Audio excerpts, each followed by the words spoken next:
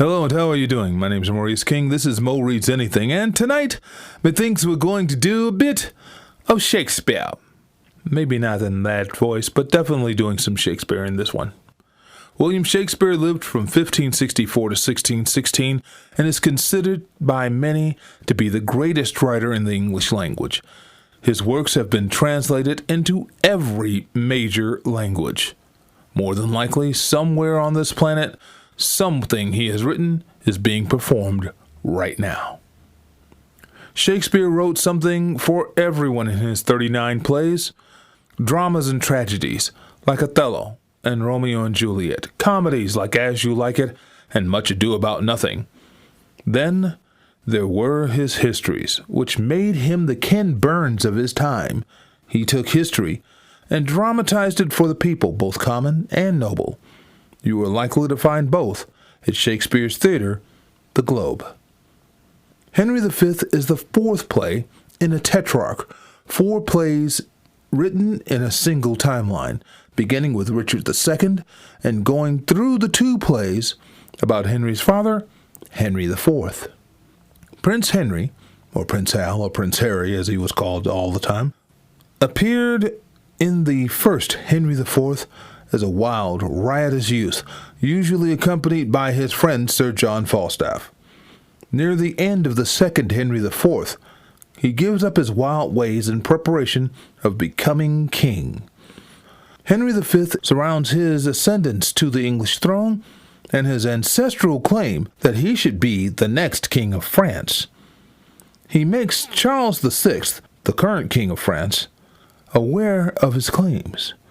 Charles's son, the Dauphin, responds to Henry's claims with a gift of tennis balls. Insulted, Henry decides to invade France. Charles tries to appease Henry by offering his daughter Catherine's hand in marriage, as well as a dowry of lands described in the play as petty and unprofitable. Unavailed, Henry lands at the port of Harfleur. The invasion is initially pushed back by the French, but Henry spurs his troops by giving this speech. From Act 3, Scene 1 of Henry V, this is Once More Unto the Breach. Once more unto the breach, my friends, once more. Oh, close the walls with our English dead. In peace there is nothing so becomes a man as modest stillness and humility. But when the blast of war blows in our ears, then imitate the action of the tiger. Stiffen the sinews, summon up the blood, disguise fair nature for hard favored rage. Then lend the eye a terrible aspect. Let pride through the portage of the head like the brass cannon. Let the brow o'erwhelm it, as fearfully as doth a galled rock o'erhang and jutty his confounded base, swilled with the wild and wasteful ocean.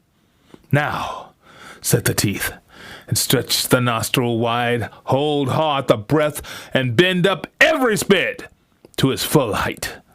On, you noblest English, whose blood is fed from fathers of war-proof. Fathers that, like so many Alexanders, have in these parts from morn to even fought, and sheathed their swords for lack of argument. Dishonor not your mothers. Now attest that those whom you called fathers did beget you. Be copy now to men of grosser blood, and teach them how to war. And you, good yeoman, whose limbs were made in England, show us here the mettle of your pasture. Let us swear that you were worth your breeding, which I doubt not, for there is none of you so mean and base that hath not noble luster in your eyes. I see you stand like greyhounds in the slips, straining upon the start. The game's afoot.